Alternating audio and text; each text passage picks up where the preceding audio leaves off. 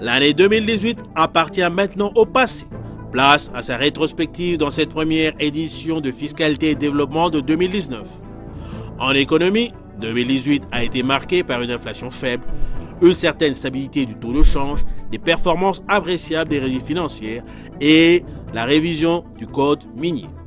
Pour en parler, Jérôme Sekana Penepapa, journaliste économique et directeur général de l'agence Galaxy Media. L'année 2018 a aussi eu son lot de problèmes sociaux, comme 2 épisodes de l'épidémie Ebola en RDC, mais aussi les difficultés d'accès à l'éducation de qualité et bien d'autres. Le développement de toutes ces questions avec Rosette Mambapoloto à la présentation. C'est parti pour la première édition de Fiscalité et Développement de l'année 2019.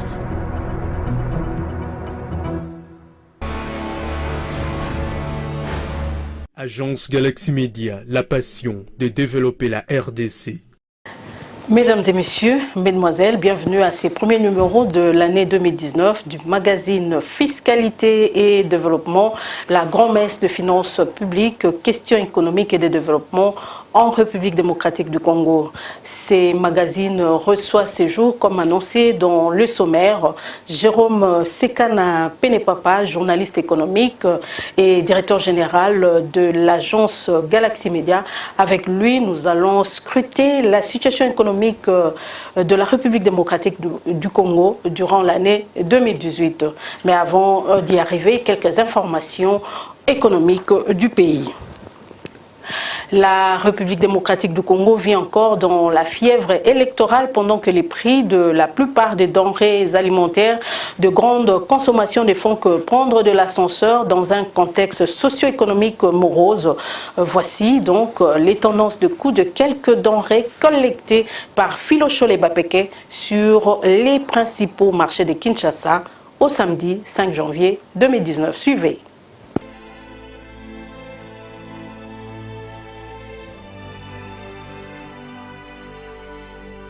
Commençons ces tours d'horizon des prix des denrées alimentaires de grande consommation avec les produits secs. Les prix d'un gros sac de manioc en provenance de la province du Koulou a connu une hausse. Il est passé de 85 000 francs congolais à 110 000 francs congolais au marché de la Liberté. Même constat fait au marché central où les prix d'un sac moyen est passé de 85 000 francs congolais à 93 000 francs congolais, soit une hausse de 8 000 francs congolais. Même tableau au marché Ziguida où le prix est passé de 87 000 francs congolais à 97 000 francs congolais. Et enfin au marché Gambela, pour obtenir un sac de foufou moyen, il faudra débourser 95 000 francs congolais. Cette hausse du prix de manioc est due par sa rareté sur certains marchés de Kinshasa. Pour les riz, les prix d'un sac de 50 kg a connu une légère hausse, passant de 67 400 francs congolais à 67 600 francs congolais, soit une hausse de 200 francs congolais. Nous sommes au marché de la Liberté. Stabilité par contre au marché central où le produit a gardé son prix de la semaine passée à 66 800 francs congolais. Au marché Ziguida, il coûte 67 200 francs congolais. Et enfin, au marché Gambela, il se négocie à 66 900 francs congolais. Du côté sucre, les prix d'un sac de 50 kg a connu une hausse passant de 57 000 francs congolais à 57 400 francs congolais, soit une hausse de 400 francs congolais au marché de la Liberté. Au marché central, il se négocie à 58 750 francs congolais. Hausse également au marché Ziguida, il coûte 58 800 francs congolais alors qu'il s'est vendu à 58 300 francs congolais il y a de cela quelques jours. Et enfin, au marché Gambela, pour obtenir un sac de 50 kg, il faudra débourser 58 600 francs congolais. Concernant le poulet, les prix d'un carton poids 12 a maintenu son prix de la semaine passée à 60 000 francs congolais. Nous sommes au marché de la Liberté. Légère hausse au marché central où le prix est passé de 61 500 francs congolais à 62 000 francs congolais, soit une hausse de 500 francs congolais. Même constat fait au marché Ziguida où le prix est passé de 61 400 francs congolais à 61 700 francs congolais, soit 300 francs congolais de plus, et 62 300 francs congolais au niveau du marché Gambela. Bouclons ce tour d'horizon des prix avec l'huile végétale qui a observé une stabilité de prix dans presque tous les marchés. 13 300 francs congolais au marché de la Liberté, 13 700 francs congolais au marché central, 13 400 francs congolais au marché Zigida et 13 600 francs congolais au marché Gambela. Voilà donc le prix de quelques denrées alimentaires de grande consommation collectées au samedi 5 janvier 2019 sur le principal grand marché de Kinshasa, la capitale de la RDC. Comme à l'accoutumée santé de la devise nationale à présent, sur les marchés de change, le taux officiel de la Banque centrale du Congo a indiqué au vendredi 4 janvier 2019 un dollar américain à 1637,33 francs congolais, un euro à 1861,31 francs congolais et un franc CFA à 2,837 francs congolais, c'est au samedi 5 janvier 2019, tandis qu'au parallèle, le taux était à 1620 francs congolais le dollar américain dans la majorité des communes de la ville-province de Kinshasa et à 1666 francs congolais le dollar au centre-ville de la capitale congolaise. À l'aéroport international d'Njili, le taux demeure inchangé depuis plusieurs semaines, 1600 francs congolais le dollar américain et 1650 francs tout de même dans plusieurs supermarchés de la capitale congolaise. Nous sommes à Matadi, dans la province du Congo central. Le dollar américain s'est négocié à 1620 francs congolais.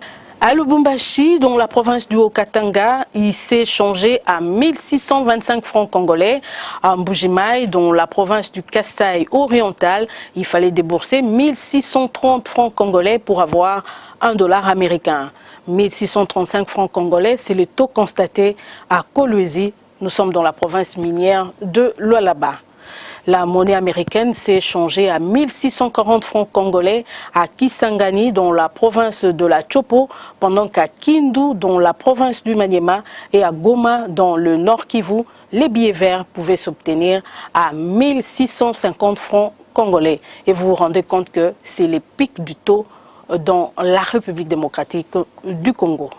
Je reviens donc à notre invité, comme je l'avais annoncé tout au début de cette émission Fiscalité et Développement. Jérôme Sekana est habitué à scruter l'économie congolaise au jour le jour et c'est donc une opportunité pour nous de l'avoir sur ces plateaux.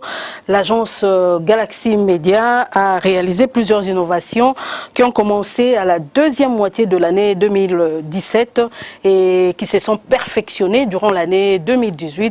Il y a bien évidemment le mot économique du jour, il y a la rubrique évolution de prix sur les marchés. Que peut-on attendre pour cette année 2019, Monsieur Jérôme Sekana? Merci beaucoup, Madame Rosette. Laissez-moi d'abord présenter nos voeux les meilleurs de santé, de bonheur et de prospérité à tous les spectateurs de ce grand magazine Fiscalité et Développement, qui leur donne les informations depuis 20 ans. Et nous osons croire que les quelques innovations que nous avons apportées et d'autres qui arrivent déjà vont leur permettre de nous suivre encore davantage. Outre le mot économique du jour, qui est devenu une rubrique très prisée, nous avons, au cours de l'année 2018, innové avec la rubrique de prix des denrées alimentaires des grandes consommations. Et ça permettait aux ménagères de savoir dans quel marché elles pouvaient aller s'approvisionner en tel ou tel autre produits alimentaires. Nous osons croire que nous allons améliorer cette rubrique. Mais également, nous nous sommes intéressés au taux d'échange. Pourquoi? Parce que nous avions compris que, bien sûr, la Banque centrale donne les taux indicatifs, surtout le vendredi. Nous essayons de scruter ce qui se passe du côté de la Banque centrale. Nous surveillons l'inflation, mais également les taux d'échange au niveau de la ville de Kinshasa, mais aussi sur l'ensemble du territoire national. Nous essayons de voir dans toutes les provinces à quel taux notre devise nationale s'échange avec la devise américaine principalement, mais aussi l'euro, les francs CFA, et nous essayons de voir le pic et expliquer le pourquoi de la variation de taux d'une ville à une autre. Mais nous avons également d'autres innovations que nous avons introduites. C'est par exemple arriver à commenter l'inflation. Et là, il faut saluer l'Institut national de la statistique qui met à notre disposition ces données et qui nous permettent de comprendre un peu comment fonctionne notre économie. Vous savez, il faut considérer l'économie comme étant la vie d'une nation, parce que lorsque l'économie ne marche pas bien, il y a des répercussions dans tous les autres domaines de la vie. Voilà pourquoi, en tant que premier magazine audiovisuel des finances publiques et de l'économie, nous avions décidé de pouvoir donner davantage les informations à nos téléspectateurs, à nos compatriotes, pour qu'ils puissent se familiariser avec le langage économique, mais également d'avoir les informations sûres, des premières mains, bien vérifiées, à leur disposition pour essayer d'interpréter un peu les données économiques. Nous avons décidé de proposer à nos téléspectateurs pour cette semaine, en tout cas la première de cette année 2019, une série de rétrospectives internes et nous ouvrons la série de nos rétrospectives par l'économie. Jean-Louis Muasekama passe en revue l'inflation annuelle, la croissance économique, la gestion macroéconomique du gouvernement, les performances des régies financières et la révision du code minier qui constitue en fait quelques faits saillants durant l'année 2018. Je vous propose d'abord de suivre cette rétrospective sur le plan économique et nous allons revenir avec Jérôme Sekana pour des commentaires. 7,228%. C'est le taux d'inflation de l'année 2018 en RDC selon l'Institut national de la statistique. C'est de loin mieux que les 54,7% de l'année précédente. Les autorités ont été plus regardantes dans la tenue des finances publiques en évitant les déficits. De 3,7% de croissance du produit intérieur brut en 2017, l'économie RD congolaise a dépassé la barre des 4% en 2018. On reste loin des 9,4% en 2014. En 2019, il est prévu un taux de 5,6%. La monnaie nationale a connu une certaine appréciation d'une année à l'autre et clôture en 2018 à 1650 francs en moyenne pour $1. Mais les réserves de change, à peu près de 7 à 8 semaines, et le franc congolais ne sont pas à l'abri d'une chute brutale des cours des matières premières, d'une hausse des cours du baril du pétrole brut et d'une crise économique financière mondiale. Le gouvernement de la RDC avait organisé en septembre 2017 le Forum national sur la réforme du système fiscal FONAREF. La principale recommandation, à savoir l'autorité commune des recettes, n'a pas encore connu un début de mise en application. Le secteur privé, notamment la Fédération des entreprises du Congo, constate que plus d'un an après, que même pas 2% des recommandations ont connu une application effective. Dans le domaine de la collecte des recettes publiques, les mêmes maux et faiblesses persistent. Le coulage des recettes, la corruption, l'impunité face à la fraude, l'évasion fiscale, la persistance d'un secteur informel toujours plus difficile à capter, la faiblesse des moyens octroyés aux régies financières, les exonérations fantaisistes, l'absence d'un fichier exhaustif des assujettis et bien sûr la lenteur des réformes. Mais les régies financières essaient tant bien que mal de tirer leur épingle du jeu. La Direction générale des impôts, DGI, a atteint ses assignations plusieurs mois avant la fin de l'année 2018 et s'est vu augmenter ses assignations de 48% dans les prévisions budgétaires pour l'année 2019. La Direction générale des douanes et accises, DGDA, a vu ses assignations augmenter de près de 4% et la DGRAD de près de 12%. La DGI, qui a battu des records en taux de réalisation en 2018, ne dispose toujours pas d'un fichier exhaustif d'identifiant unique et notable que sur 177 000 personnes physiques et morales répertoriées pour une population de 90 millions d'habitants. Sa réforme de la TVA bute sur des défis technologiques. Malgré cela, elle essaie de se hisser aux standards internationaux en matière de TVA. Nous sommes autour de 40% aujourd'hui du niveau de recettes mobilisées, en tout cas annuellement, en fait depuis le début de cette année. Mais l'ambition, c'est d'atteindre un minimum de 50% parce que c'est la norme internationale. La DGDA se modernise également avec l'acquisition de nouveaux bâtiments et de nouveaux équipements comme les serveurs et implémente davantage le logiciel Sidonia UE. La porosité des frontières demeure un défi pour les douanes congolaises. La Direction générale des recettes administratives, judiciaires, domaniales et de participation des DGRAD fait face tant bien que mal à différents défis, comme ses problèmes administratifs, la réforme de son cadre organique, l'absence de certains actes de réglementation, d'application des dispositions contenues dans les différentes lois des finances, l'existence d'édits en matière de recettes fiscales votées par les assemblées provinciales en violation des lois. Le secteur minier a aussi connu une grande réforme, la révision du code minier de 2002. C'est pour certains opérateurs du secteur qui ont quitté la FEC. Le nouveau code minier consacre la fin de la clause de stabilité et l'augmentation du taux de redevance minière jusqu'à 10%, l'obligation de rapatriement d'une partie des devises provenant des recettes d'exportation et la sous-traitance confiée aux nationaux. La RDC reste le premier pays francophone en Afrique et dans le monde et a déjà dépassé la barre des 90 millions d'habitants avec un taux de croissance démographique qui approche des 3%.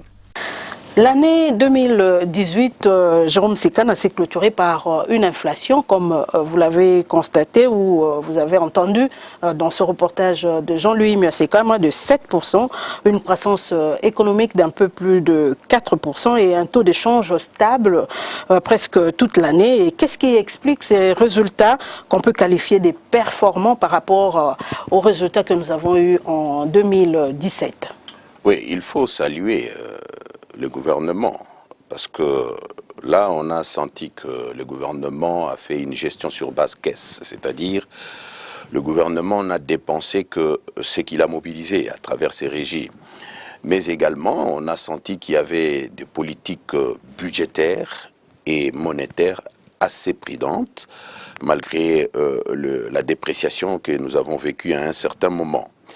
Et cela s'explique aussi par le fait que on a privé certaines rubriques budgétaires de moyens pour essayer d'alimenter la rubrique financement des élections.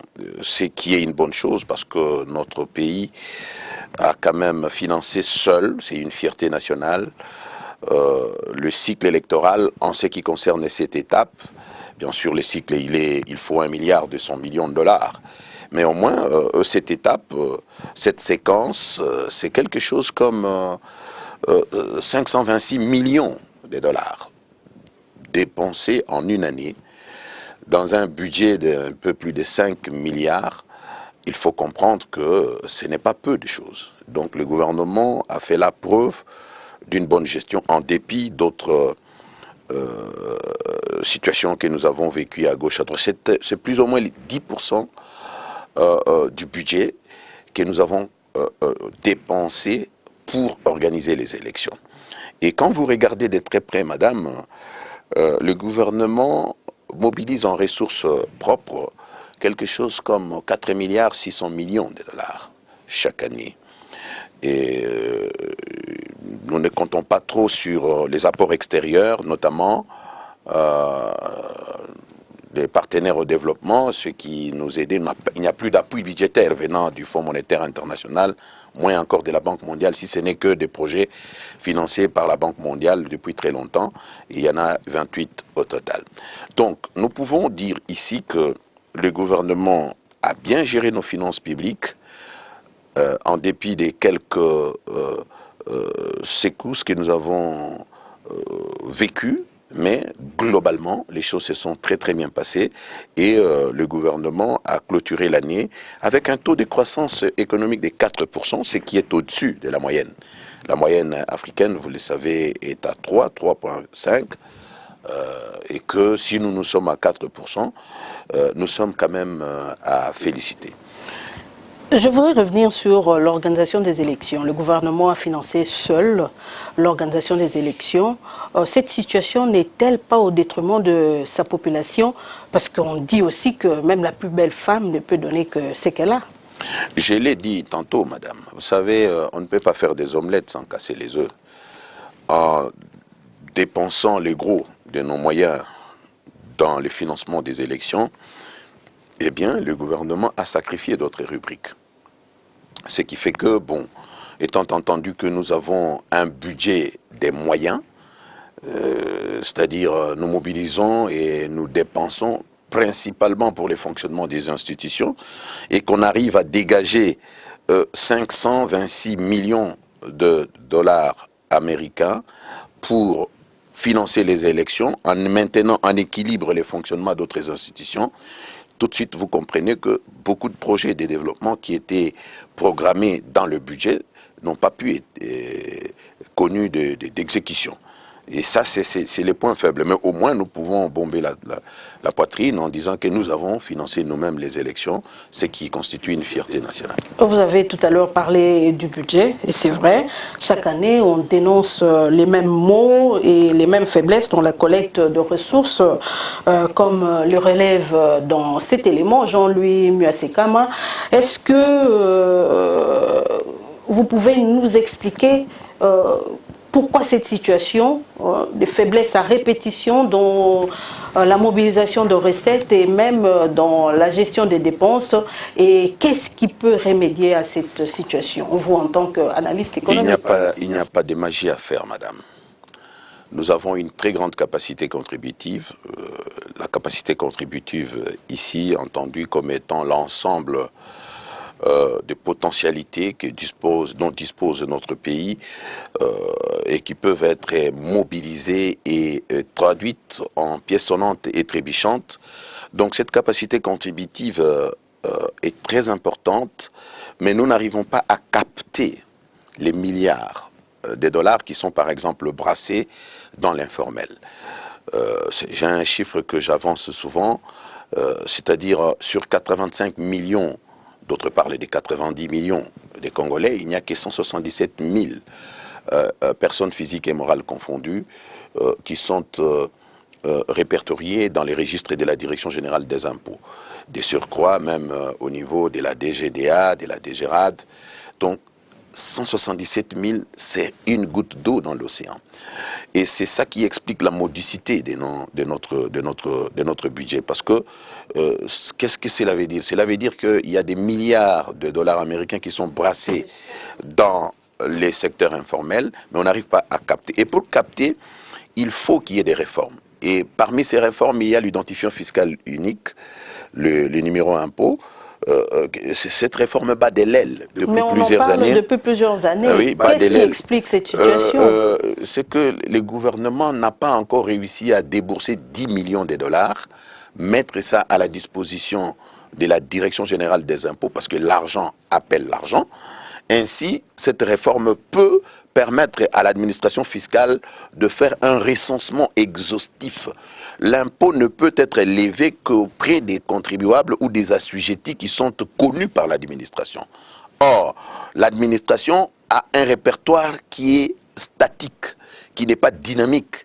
Vous conviendrez avec moi que nous assistons à un boom immobilier, nous assistons à une augmentation d'activité économique, que ce soit dans la capitale ou même en province. Mais quand vous regardez le répertoire, curieusement, ce sont les mêmes données, ça n'évolue pas. Or, pour que ces données évoluent, il faut nécessairement que l'identifiant fiscal unique, d'ailleurs on commence à avoir même des faux numéros impôts, puisse être attribué à tous les contribuables, à tous les assujettis, de sorte qu'une fois répertorié, de manière automatique, l'assiette fiscale va s'élargir et automatiquement les recettes vont augmenter. Alors, qu'est-ce qui se passe? Parce que vous avez posé la question de savoir qu'est-ce qui fait qu'on revient sur la même chose. On revient sur la même chose dans la mesure où le gros de nos recettes nous les dépensons non pas pour investir, mais pour les fonctionnements des institutions. Vous avez les grandes institutions de la République, je ne peux pas les citer, qui bouffent presque 60% de nos recettes. Or, nous n'avons pas encore basculé dans le budget programme.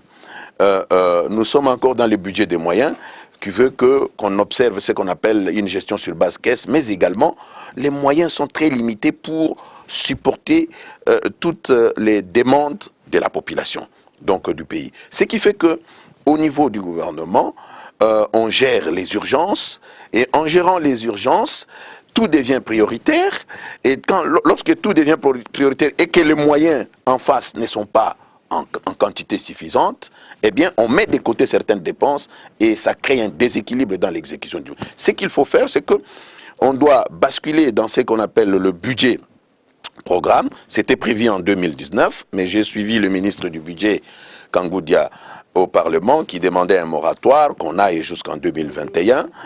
Alors, mais je me dis, bon, on doit attendre encore. Pourquoi? Parce que lorsque vous mettez sur pied au pays un budget programme, qu'est-ce qui va se passer? Eh bien, l'ordonnateur général des dépenses du gouvernement n'est plus seulement le ministre des Finances. Et en ce moment-là, vous avez tous les ministres qui deviennent responsables de leur département vis-à-vis des législateurs. Leurs lignes budgétaires sont alimentées par le ministre des Finances qui gère les recettes. Et en ce moment-là, il y a des investissements qui sont planifiés, qui sont prévus, qui sont suivis par chaque ministre. Nous avons plus ou moins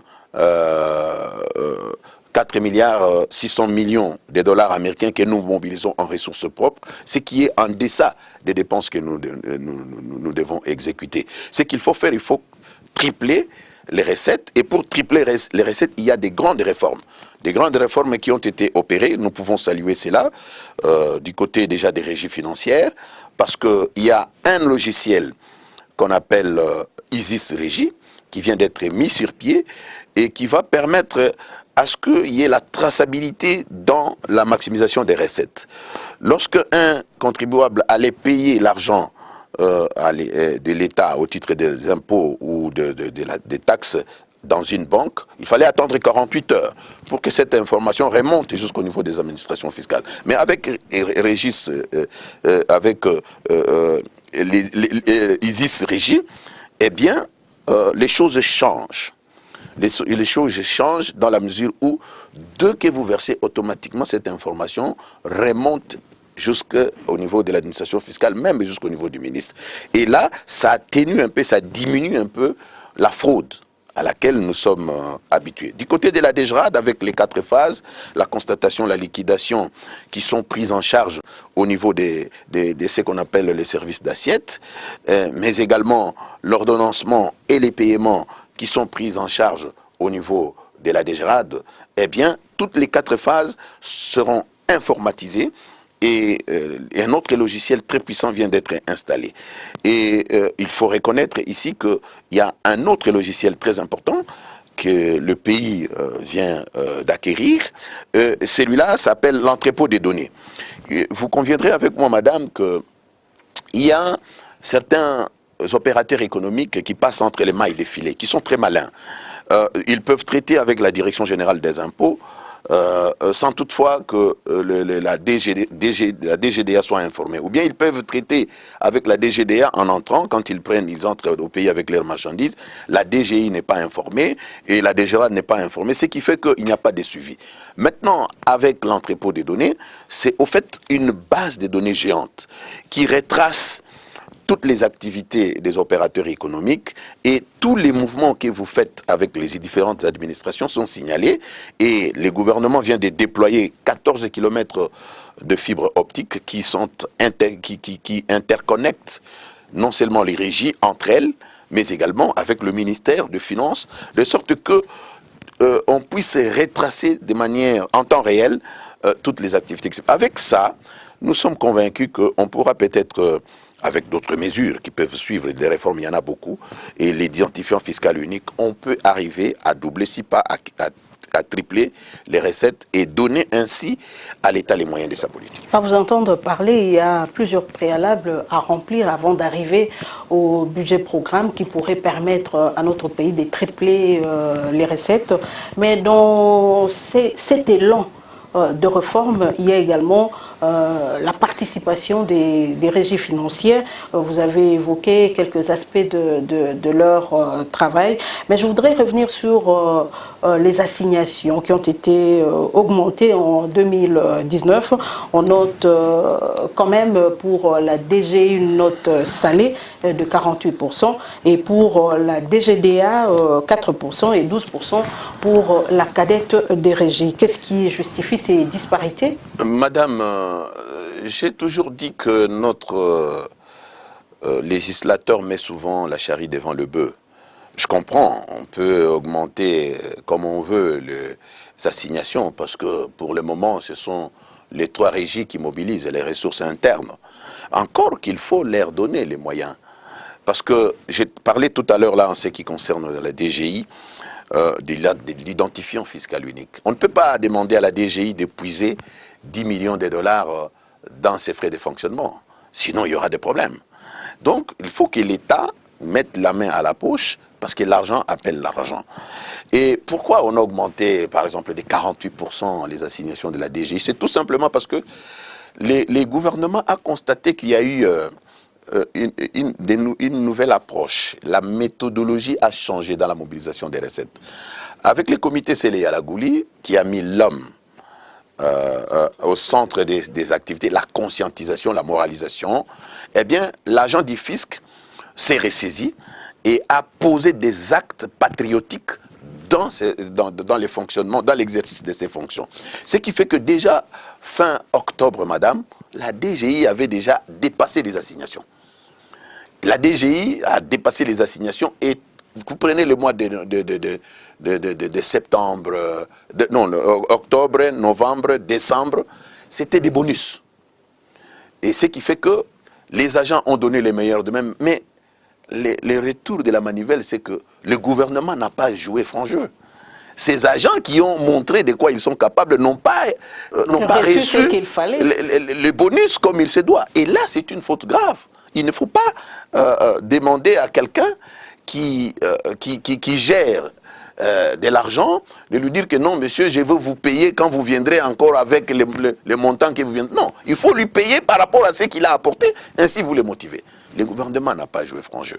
Et il faudra corriger. Mais c'est ce qui a fait que lorsque le législateur a constaté que non, la DGI a dépassé, a crevé le plafond des assignations déjà en fin octobre, ils ont dit non, s'ils sont capables de faire ce montant, ils ont réalisé ces montants avant la fin de l'année, donc ils peuvent faire encore plus. C'est ainsi qu'on a augmenté de 48%. Vous voyez, côté des Gérades, c'est 12%, la DGDA, c'est 4%.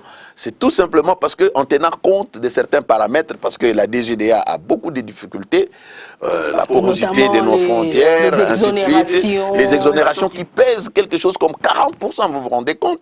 Il faut féliciter les gabelous congolais parce qu'ils sont en train là de relever un défi terrible malgré tous ces pesanteurs-là. Vous prenez la DGRAD, une grande partie des actes générateurs de la DGRAD ont été rétrocédés aux entités territoriales décentralisées et avec beaucoup d'édits qui contredisent même l'ordonnance présidentielle qui donne la nomenclature des recettes fiscales et non fiscales. Donc, dans cette confusion-là, on a senti que les législateurs est allé un peu plus loin, mais pour qu'on arrive, c'est faisable, toutes les régies peuvent crever les assignations et tripler même les recettes, mais à condition qu'on mette l'homme au centre et surtout qu'on donne l'outil. Par exemple, Isis Régie, comme je venais de vous le dire, c'est une bonne chose. Vous avez les logiciels de la DGRAD, vous avez la grande banque de données, c'est une bonne chose. Mais l'homme, il faut le motiver, il faut le conscientiser et il faut qu'il y ait la sanction tant positive que négative. On ne doit pas systématiquement continuer à appliquer la sanction négative, oubliant aussi la sanction positive. Ici, en République démocratique du Congo, certains opérateurs économiques avisés sont en train de tromper l'administration fiscale, nous sommes en train de fabriquer des milliardaires au détriment du trésor public. Et ce sont des redevables légaux qui sont mandatés par les législateurs pour collecter, par exemple, la TVA auprès de redevables réels et les reverser au niveau de la trésorerie, du trésor public, qui bouffe des milliards. Et lorsque l'administration fiscale vient redresser, on constate qu'il y a des milliards qui échappent à la caisse de l'État. Pourquoi? Parce que l'administration fiscale n'a pas un système de contrôle, de suivi régulier de la TVA. Regardez, lorsque vous allez manger dans un restaurant, tous les restaurants qui sont en République démocratique du Congo, on vous remet une facture, là-dedans, vous avez la TVA de 16%. Mais cet argent que vous avez payé, vous donnez aux restaurateurs, doit aller au trésor public. Mais les restaurateurs consomment à la source, ne reversent pas. On a même assisté à des phénomènes où certains opérateurs économiques mobilisent des milliards en termes de la TVA et ne reversent que des centaines, des milliers de francs congolais, et ce qui est extrêmement grave. Vous allez dans tous les supermarchés tous les supermarchés, c'est la même chose. Chaque chose que vous achetez, chaque article que vous achetez dans les supermarchés, il y a la TVA de 16%. Imaginez-vous, sur l'ensemble du territoire national, si on arrivait à collecter. Voilà pourquoi il y a une réforme qui est en route, parce que la commande est déjà passée, de ce qu'on appelle les caisses enregistreuses. Eh bien, ces caisses enregistreuses feront en sorte que ce sont des terminaux qui seront connectés au switch qui doit être installé au niveau de la Direction générale des impôts, qui feront en sorte que lorsque vous payez dans un supermarché ou dans un restaurant, il y aura des terminaux, vous payez même à la carte ou bien vous payez cash, eh bien automatiquement l'information remonte jusqu'au niveau de l'administration fiscale. Donc ainsi on va récupérer des milliards de dollars américains, si on doit convertir les francs en dollars, qui échappaient jusque-là à la caisse du Trésor public. Et c'est une réforme très importante qui doit attirer l'attention des autorités dans la mesure où c'est une réforme qui peut permettre à l'administration fiscale de quintupler les recettes. Mais il y a encore une faiblesse. Une faiblesse, pourquoi? Parce que et là, la DGM ne joue pas un franc jeu. Nous sommes en train de vivre un exode massif des Indo-Pakistanais et même des Libanais. Vous pouvez regarder, les Congolais sont presque chassés sur l'avenue du commerce. Et qui occupe la place qu'occupaient les Congolais? Eh bien, ce sont les expatriés qui arrivent et ils débarquent par centaines par mois. Vous n'avez qu'à voir ce qui se passe à l'aéroport international. Il y a un problème très sérieux au niveau de la DGM. Je pense que la DGM doit s'expliquer même devant le Parlement pour nous dire comment est-ce possible que des gens qui viennent avec des visas des touristes, ces visas sont transformés en visas de résidence, donc résidence permanente, et in fine, ces gens-là font des activités commerciales au détriment des emplois. Vous allez trouver dans un supermarché, il y a une dizaine d'Indiens. Et vous trouvez seulement 4 et 5 Congolais. Et quel est le rôle de cet Indien-là? C'est tout simplement regarder si les Congolais ne volent pas. Il fait les 100 pas à l'intérieur des supermarchés. Et non, ce n'est pas, c'est inadmissible. Donc on doit procéder à un recensement exhaustif de tous les expatriés. Pourquoi on doit accepter que le trop-plein? Parce qu'il y a un chômage très prononcé. Ils sont au-delà des 10%. En Inde, au Liban, n'en parlons pas, ils sont au-delà des 15%. Alors les trop-pleins, les gens chôment là-bas. Ici, nous avons plus de 80% des taux de chômage. Les jeunes gens terminent les études à l'université, n'ont pas d'emploi. Et on laisse la porte ouverte, grandement ouverte, alors que aucun Congolais n'a le droit de travailler en Inde. Madame, pour vérifier ce que je suis en train de vous dire, vous n'avez qu'à faire un petit tour dans les supermarchés. Chaque semaine, il y a de nouveaux visages. Et vous savez comment ils logent? Dans un appartement, une vingtaine de personnes. Pourquoi? Parce qu'ils se cotisent pour payer moins et tout l'argent qu'ils gagnent, donc leur salaire, ils les envoient chez eux. Donc nous sommes en train de consolider l'économie de ces pays-là et nous détruisons les nôtres. C'est inadmissible et je pense que tous les Congolais, nous devons nous mettre debout pour arrêter cette hémorragie-là provoquée par nous-mêmes, par certaines autorités qui sont censées défendre l'intérêt du peuple congolais. Donc c'est un problème très sérieux où nous ouvrons la porte à tout le monde, les gens viennent ravir, arracher l'emploi des Congolais. Bien sûr que si c'est eux qui viennent avec des capitaux, d'accord, mais il faut réglementer les choses.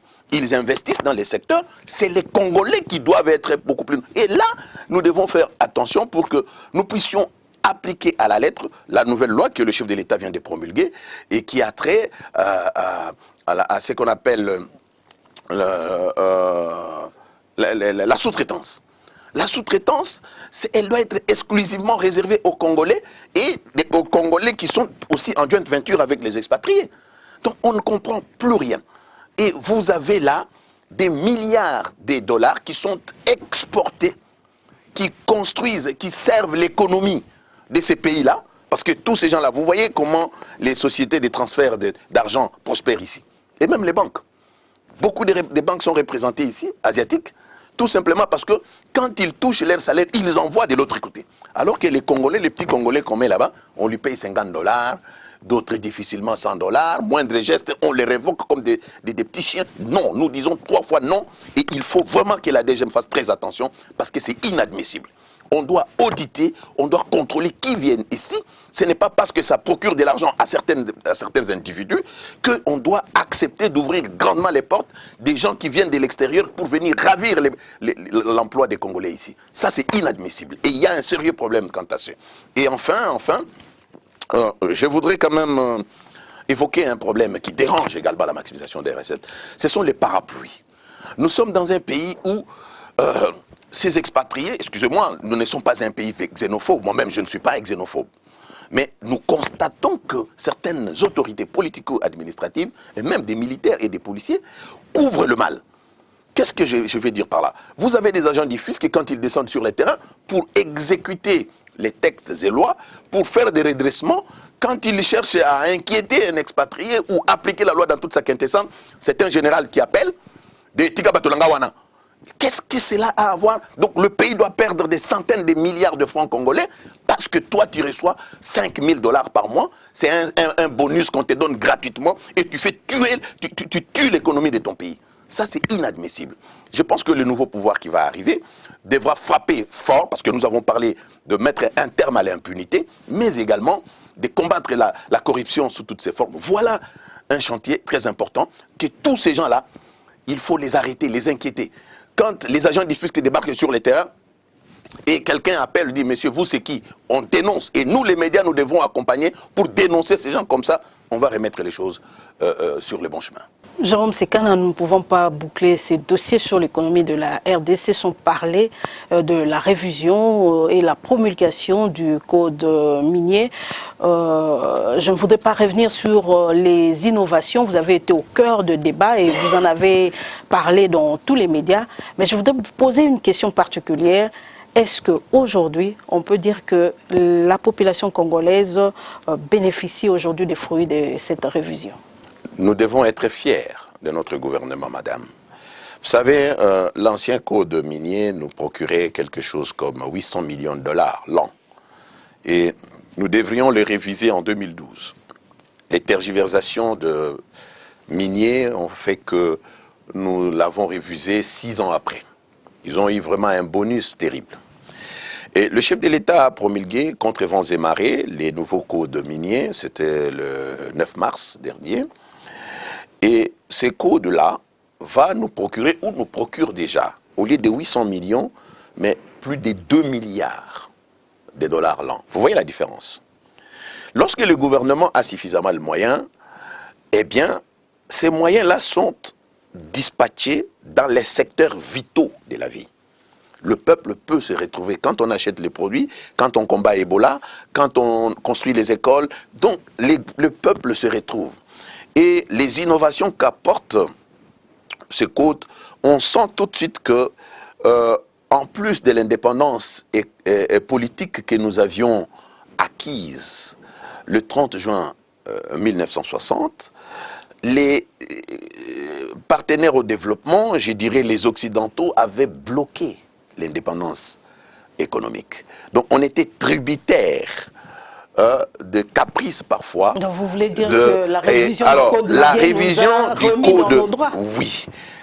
La promulgation de ce nouveau code minier a permis au peuple congolais de reconquérir, de récupérer son indépendance économique. Pourquoi je l'ai dit, madame? Je l'ai dit parce que nous avons maintenant la notion des minerais stratégiques, parmi lesquels vous avez les cobalt. Nous produisons 60% de la production mondiale. L'offre du cobalt à travers le monde aujourd'hui est de 100 000 tonnes, dont 60 000 proviennent de la République démocratique du Congo. Vous avez les lithium, mais vous avez aussi le colombo-tantalite. Tout ce que nous avons comme ordinateur, comme portable, on le fabrique avec le colombo-tantalite. Donc, et si par le passé on taxait ça faiblement, aujourd'hui, en tant que produit, en tant que minerai stratégique, c'est 10%. Et vous avez également des super profits. Lorsque les miniers venaient, ils avaient ce qu'on appelle le plan d'investissement. Ils disaient, écoutez, nous allons exploiter le cuivre, nous allons le vendre, par exemple, à 25 000. Même si le cuivre pouvait, la tonne métrique, pouvait atteindre 50 000 $ la tonne métrique, eh bien, le bénéfice ne pouvait pas, l'État ne pouvait pas tirer un bénéfice. Aujourd'hui, ce n'est pas ça. Lorsque vous avez signalé dans votre plan d'investissement que je vais exploiter le cuivre, la tonne métrique, c'est pour, par exemple, 6700 ou prenons 7000, eh bien, si la tonne métrique arrive à 10 000, l'écart là, vous devez partager kiff-kiff avec l'État, c'est-à-dire 50%, 50%. Vous voyez que c'est bénéfique. Et c'est ça qui fait que même certains miniers, lorsqu'ils parlent de la clause de la stabilité, les miniers ignorent qu'ils ont obtenu 6 ans de clause de stabilité au-delà du délai. Parce que lorsqu'on a voté, le chef de l'État a promulgué le code, l'ancien code en 2002, eh bien, 10 ans après, on devrait revoir. On a constaté qu'au lieu que nous mettions 10 ans, on a fait, on est allé, il y a eu 6 ans de plus, donc 18 ans, ça n'a pas de sens. Il fallait nécessairement que nous puissions revenir à la normale. Maintenant, on va commencer à réviser le code 5 ans après, comme nous avons attendu. Nous leur avons accordé un bonus de 6 ans. Mais eux aussi, ils doivent nous accorder un bonus, ils doivent attendre pour qu'on révise encore 5 ans après. Donc, bref, madame, le nouveau code minier apporte beaucoup. D'ailleurs, nous préparons, je vous informe que nous préparons un grand documentaire qui explique très bien ce que je suis en train de dire, qui sera traduit dans toutes les 4 langues nationales et pourquoi pas dans les grandes langues du monde, pour que les gens comprennent qu'est-ce qui a été fait. Les Congolais, nous devons être fiers de notre gouvernement pour avoir, une fois dans l'histoire de ces pays, arraché notre indépendance économique. Les minéraux, j'aime bien la phrase du président Youma, le président du conseil d'administration de la GECAMIN. Il dit, on ne fabrique pas les batteries avec les dollars, mais plutôt avec les cobaltes extraits. Nous allons revenir à ça.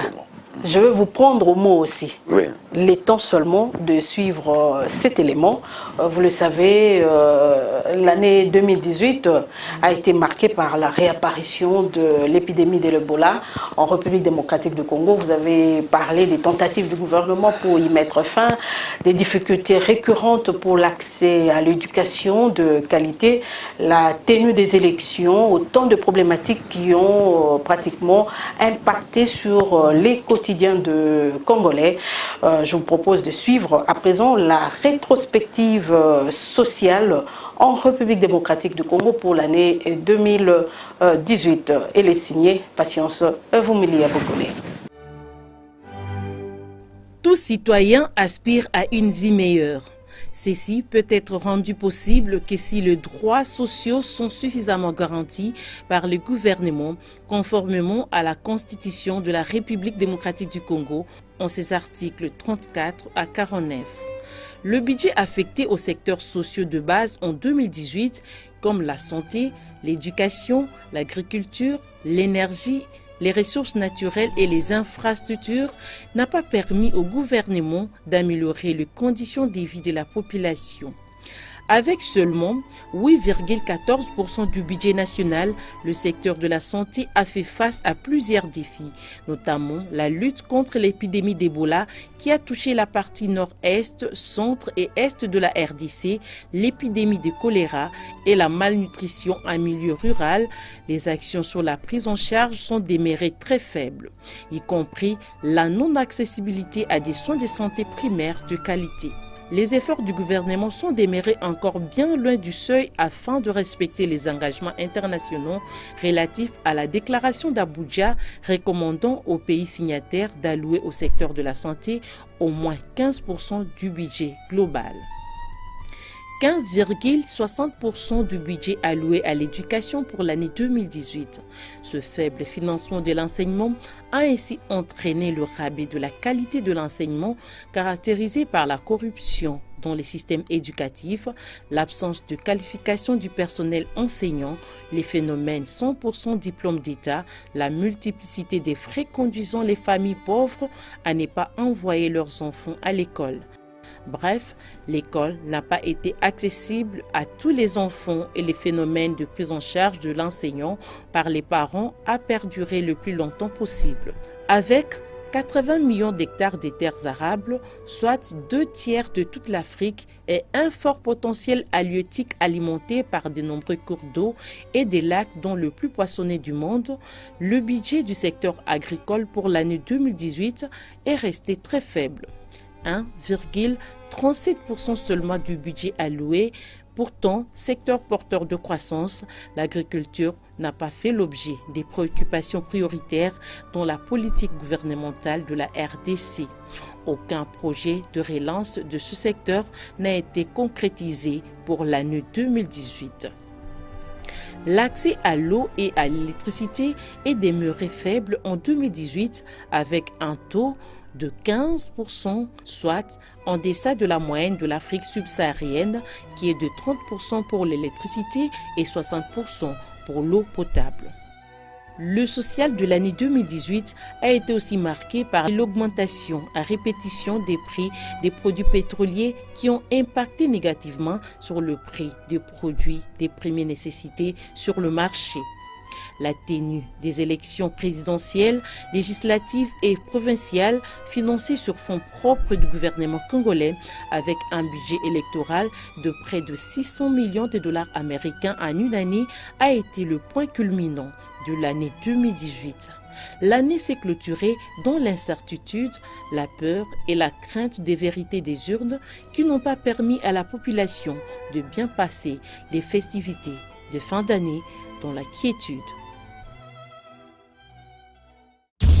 Si vous êtes industriel exerçant en République démocratique du Congo, rassurez-vous que vous êtes assujetti au paiement de la taxe de promotion de l'industrie locale TPIL pour les ventes de vos produits sur le marché local.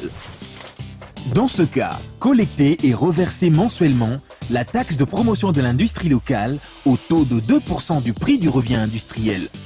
C'est contribuer à la pérennisation du cycle de financement des projets industriels en RD Congo.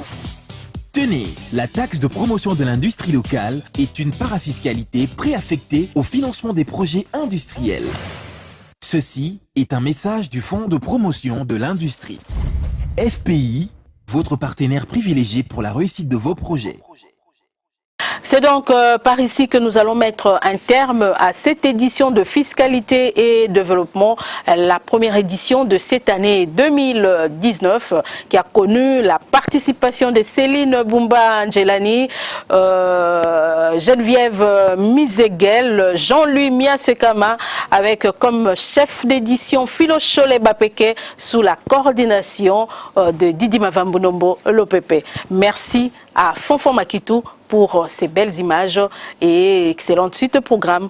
À vous tous et bonne année surtout à vous tous.